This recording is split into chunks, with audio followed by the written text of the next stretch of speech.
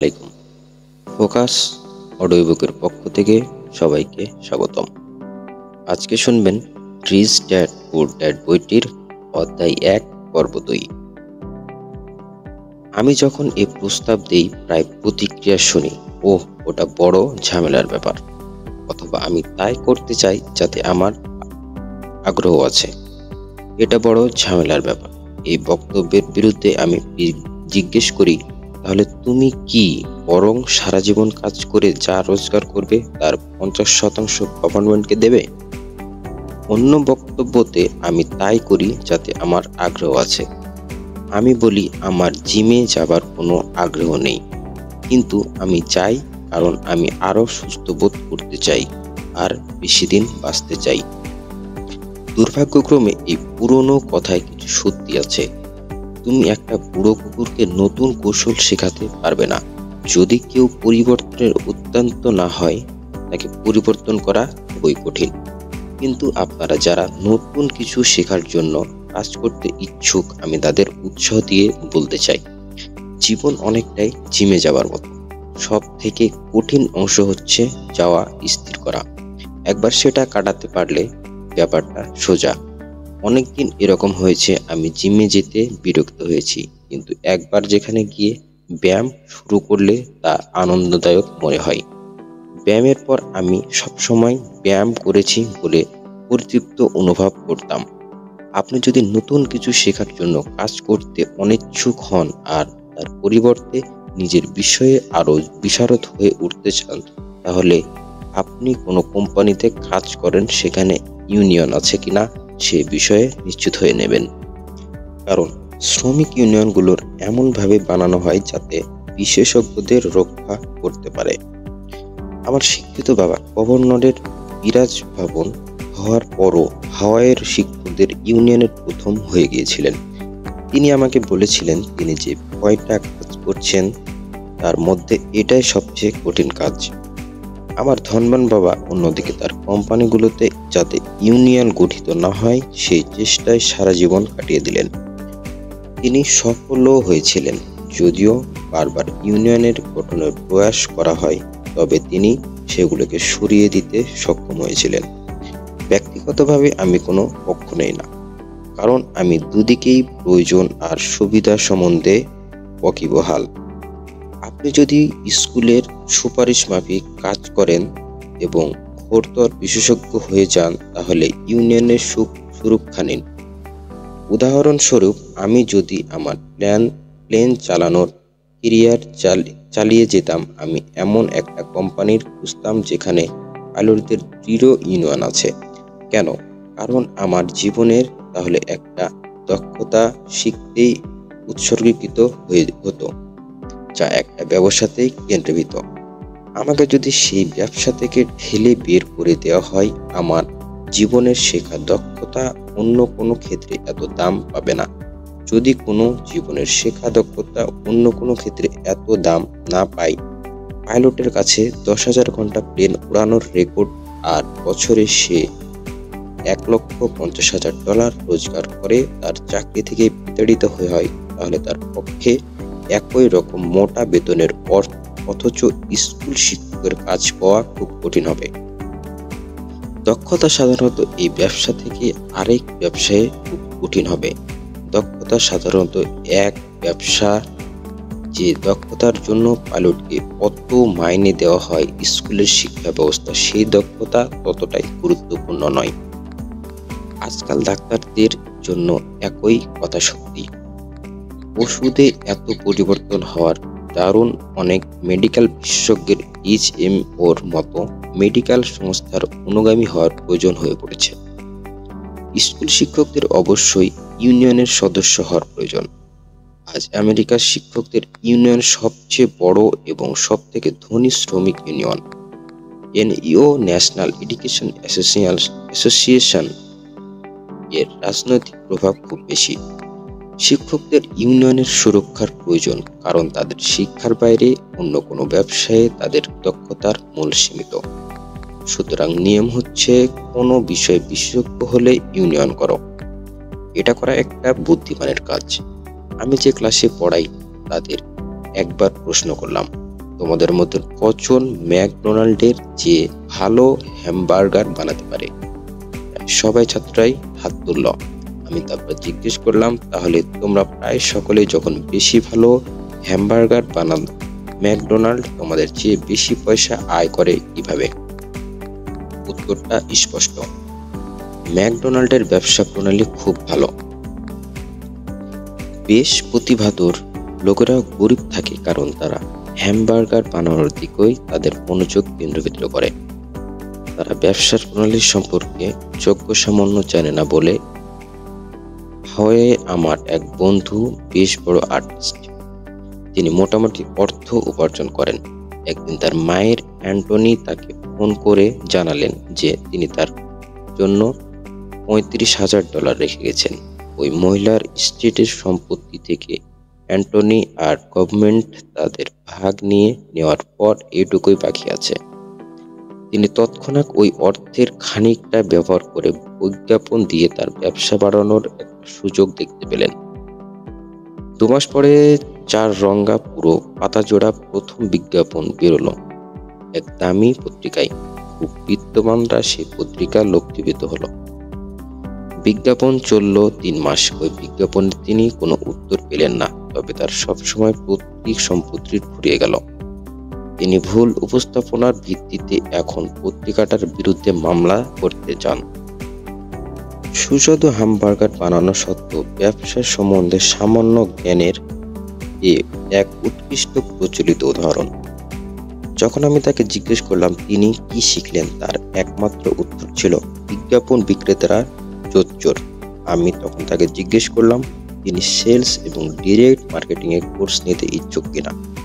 তার উত্তর, আমার সময় নেই, আমি অর্থ নষ্ট করতে চাই না। এই পৃথিবী গরিব প্রতিভাধর মানুষে পরিপূর্ণ। প্রায় তারা গরিব হয় অথবা আর্থিকভাবে লড়াই করে অথবা তাদের ক্ষমতার চেয়েও কম রোজগার করে, কারণ তারা কি জানে, তাদের যা জানা নেই সেটাই তাদের ব্যর্থতার কারণ। তারা তাদের ভালো হ্যামবার্গার বানানোর দক্ষতাকে নিখুঁত করার মনোযোগ দেয়, হ্যামবার্গার বিক্রি করা বা পৌঁছে দেওয়ার দক্ষতা বাড়ানোর গুরুত্ব দেয় না। হয়তো ম্যাকডোনাল্ড সবচেয়ে সেরা বার্গার বানায় না, কিন্তু তারা একটা সাধারণ বার্গার বিক্রি করা আর পৌঁছে দেওয়ার সবার সেরা। নির্ধন বাবা চেয়েছিলেন আমি বিশেষজ্ঞ হব, সেটা তার মতে বেতন বৃদ্ধির উপায় ছিল। হাওয়াইয়ের গভর্নর যখন বাবাকে বললেন যে তিনি আর সরকারের কাজ করতে পারবেন না, তা সত্ত্বেও আমার শিক্ষিত বাবা আমাকে বিশেষজ্ঞ হতে উৎসাহ দিয়েছিলেন। আমার শিক্ষিত বাবা তখন শিক্ষক ইউনিয়নের হয়ে সংগ্রাম শুরু করলেন। অত্যন্ত বিশেষজ্ঞ তার উচ্চশিক্ষিত পেশাদারের জন্য আরো সুরক্ষা আর সুবিধা দাবি করে প্রচার চালালেন। আমার প্রায় তর্ক করতাম, কিন্তু আমি জানতাম যে তিনি কখনো মেনে নিতে পারেননি যে অতিরিক্ত বিশেষজ্ঞতার জন্য ইউনিয়নের সুরক্ষার প্রয়োজন হয়। তিনি কখনো বুঝতে পারেননি যে আপনি যত বিশেষজ্ঞ হবেন তত বিশেষজ্ঞতায় নির্ভরশীল হবেন, তার ফাঁসে জড়াবেন। ধনবান বাবা মাইক আর আমাকে চটপটে করে তোলার উপদেশ দিয়েছিলেন। বেশ কিছু কর্পোরেশন এই কাজ করে। তাদের বিজনেস স্কুল থেকে একজন উজ্জ্বল অল্প বয়স্ক ছাত্র খুঁজে বের করে তাদের এমনভাবে তৈরি করতে যাতে ছেলেটি একদিন তাদের কোম্পানির ভার নিতে পারে। এই বুদ্ধিপ্রাপ্ত অল্প বয়স্ক কর্মীরা একজন বিভাগে বিশেষজ্ঞ হয় না, তাদের বিভাগ থেকে অন্য বিভাগে নিয়ে যাওয়া হয় এবং ব্যবসার প্রণালীর সমস্ত কিছু শেখানো হয়। ধনীরা অনেক সময় তাদের নিজেদের সন্তান অথবা অন্যদের সন্তানদের তৈরি করে। এভাবে তাদের সন্তানরা ব্যবসা চালানোর একটি সামগ্রিক জ্ঞান লাভ করে এবং বিভিন্ন বিভাগ কিভাবে একে অন্যের সাথে যুক্ত তা বুঝতে শেখে। দ্বিতীয় বিশ্বযুদ্ধের প্রজন্মের মতে একটি কোম্পানি থেকে অপর কোম্পানি যাওয়া খারাপ বলে মনে করা হতো, অথচ আজ তাই বিচক্ষণতার লক্ষণ। আরো বেশি বিশেষজ্ঞতার বদলে লোকে কোম্পানির পরিবর্তন করে, তাই রোজগার এর চেয়ে জ্ঞান অর্জনের পরিধি বাড়ানোর ভালো কি নয়? অল্প সময় হয়তো আপনাকে কম আয় দেবে, কিন্তু দীর্ঘ সময়ের পরিপ্রেক্ষিতে এটা অনেক বেশি লাভজনক হবে। সাফল্যের জন্য যে প্রধান ম্যানেজমেন্টের দক্ষতা প্রয়োজন তা হলো 1. ক্যাশ ফ্লো ম্যানেজমেন্ট বা ক্যাশ ফ্লো পরিচালনা। নাম্বার 2. সিস্টেম ম্যানেজমেন্ট বা আপনার জীবনের সঠিক পরিচালনার আর আপনার পরিবারের জন্য সময় দেওয়া। নাম্বার 3, লোকদের ম্যানেজমেন্ট বা লোকদের সঠিকভাবে পরিচালনা করা। বিক্রি কৌশল জানা বা বাজার সম্বন্ধে জ্ঞান, গুরুত্ব এবং বিশেষ দক্ষতা।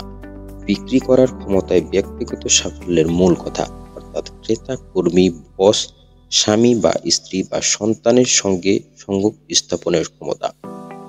সুদক্ষ লেখক বা বক্তা হওয়া এবং আপোষ মীমাংসার সম্মত সংযোগ স্থাপনের ক্ষমতা সফল জীবনের চাবিকাঠি।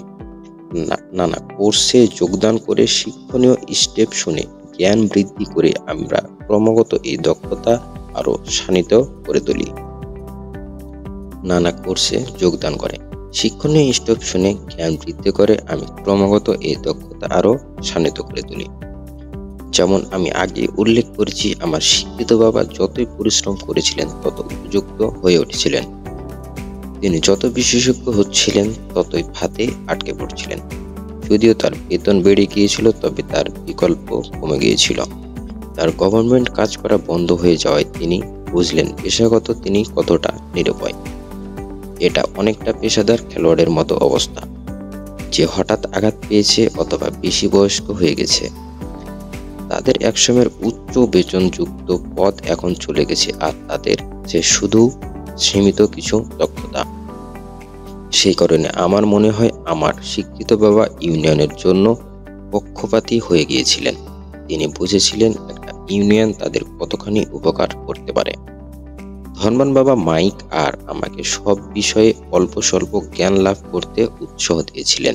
তিনি আমাদের চেয়েও বুদ্ধিমান লোকদের সাথে আগের কাজ করতে বলতেন, আর বুদ্ধিমান লোকদের সঙ্গে একত্র দলবদ্ধ হয়ে কাজ করতে প্রেরণা দিতেন। আজকাল একে পেশাদার বিশেষজ্ঞদের যৌথ ক্রিয়া বলা হয়। আজকাল আমার এমন কয়েকজন প্রাক্তন স্কুল শিক্ষকদের সাথে দেখা হয়, এরা বছরে শতসহস্র ডলার রোজগার করেন। তারা অত রোজগার করতে পারেন কারণ তাদের নিজস্ব ক্ষেত্রে বিশেষ দক্ষতার সাথে সাথে দক্ষতা আছে। তারা শিক্ষা দিতেও পারেন, আবার শিক্ষা বিক্রি অথবা মার্কেটিংও করতে পারেন। সেলিং বা মার্কেটিং দক্ষতা গুরুত্বপূর্ণ আরো কোনো দক্ষতার খবর আমার জানা নেই। বেশিরভাগ লোকেরা সেলিং এবং মার্কেটিং দক্ষতা দুঃসাধ্য মনে হয় কারণ তাদের প্রখ্যাত হতে ভয় পায়। আপনার লোকের সাথে যোগাযোগ, দরদস্তর করা এবং প্রত্যাখ্যাত হওয়ার ভয়ের সম্মুখীন হওয়ার দক্ষতা বাড়বে। জীবন তাই সহজ হবে। সেই কাগজের লেখিকাটি যিনি সবচেয়ে বেশি বিকৃত লিখিত হতে চেয়েছিলেন, তাকে যে উপদেশ দিয়েছিলাম আমি আজ প্রত্যেকেই সেই উপদেশ দেই। শৈক্ষিক বৈশিষ্ট্য অর্জনের ভালো মন্দ দুই আছে। আমার এমন বন্ধু আছেন যারা এমনিতে প্রতিভাধর কিন্তু খুব কম উপার্জন করেন, কারণ তারা অন্য মানুষের সাথে কার্যকরভাবে যোগাযোগ করতে পারেন না। আমি তাদের শুধু একটা বছর বিক্রি বিষয়ে শিক্ষা নিতে বলি। যদি তারা কিছু রোজগার নাও করে, তাদের পরস্পরের সাথে আদান প্রদান করার ক্ষমতা উন্নত হবে, আর সেটা অমূল্য। ভালো শিক্ষার্থী, বিক্রেতা আর মার্কেটার হওয়ার ছাড়াও আমাদের ভালো শিক্ষক আর ভালো ছাত্র হওয়া প্রয়োজন। সত্যিকারের ধনী হতে হলে আমাদের দেওয়ার ক্ষমতা থাকার সাথে সাথে গ্রহণ করার ক্ষমতাও থাকা দরকার। প্রায় দেখা যায় আর্থিক তার পেশাদার সংগ্রামের কারণ সঠিক দেওয়া নেওয়ার অভাব। আমি অনেক লোককে জানি যারা ভালো ছাত্র নয়, আবার ভালো শিক্ষক নয়, তাই তারা গরিব। আমার দুজন বাসার উদার প্রকৃতির লোক ছিলেন। দুজনে প্রথমে দেবার অভ্যাস করেছিলেন। শিক্ষাদানও তাদের দেওয়ার একটি নমুনা ছিল। তারা যত দিয়েছিলেন ততই পেয়েছিলেন। অর্থ দেবার ব্যাপারে অবশ্য তাদের মধ্যে বিস্তর তফাৎ ছিল। আমার ধনবান বাবা প্রচুর টাকা করে দিয়েছিলেন। তিনি তার টার্স দাতব্য সংস্থা এবং তার নিজের ফাউন্ডেশনে দান করেছিলেন। তিনি জানতেন অর্থ উপার্জনের জন্য অর্থদান জরুরি। দান করা বেশিরভাগ মহান ও ধনী পরিবারগুলোর গোপন রহস্য। সেই জন্য রকফেলার ফাউন্ডেশন আর ফোর্ড ফাউন্ডেশন ইত্যাদি সংস্থা গড়ে উঠেছে। এই সংস্থাগুলো এমনভাবে তৈরি হয়েছে যে তার ক্রমাগত বুদ্ধি করতে থাকবে এবং চিরকাল ধরে দান করতে থাকবে। আমার শিক্ষিত বাবা সবসময় বলতেন, আমার কাছে যখন অতিরিক্ত অর্থ থাকবে আমি দেব। সমস্যা হচ্ছে কখনোই অতিরিক্ত কিছু থাকতো না, তাই তিনি আরো কঠিন পরিশ্রম করতেন বেশি অর্থ উপার্জন করার জন্য। অথচ অর্থ সংক্রান্ত আইনের সবচেয়ে গুরুত্বপূর্ণ দিক উপেক্ষা করতেন, দাও তাহলে তুমি পাবে। এই পরিবর্তে তিনি বিশ্বাস করতেন, আগে পাও আর তারপর দাও। উপসংহার বলবো, দুজন বাবাই আমাকে প্রভাবিত করেছেন। আমার একাংশ পুঁজিপতি পয়সা থেকে পয়সা বানানোর খেলা ভালোবাসে, আরেক ক্রমবর্ধমান ফারাক দিয়ে গভীরভাবে চিন্তিত। আমি ব্যক্তিগতভাবে ফারাকের জন্য আমাদের প্রাচীনপন্থী শিক্ষা ব্যবস্থাকে দায়ী বলে মনে করি।